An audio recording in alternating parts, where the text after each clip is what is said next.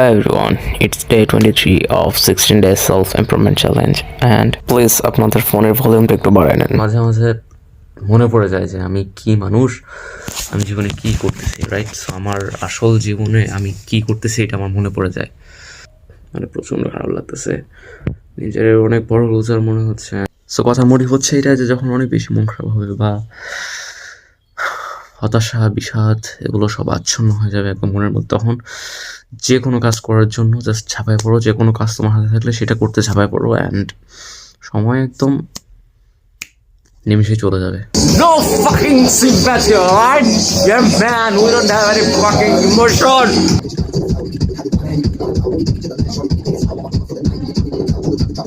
এখানে আমি ভদ্রতা দেখাইতে আসিনি, আমি বাস্তবতা দেখাইতে আসছি। এটা তোমার আমার সবারই ম্যাক্সিমাম মানুষজনের বাস্তবতা, যে আমরা আমাদের লাইফে যেটা আমাদের করা উচিত সেটা আমরা করতেছি না, আমরা অন্যদিকে আসতেছি।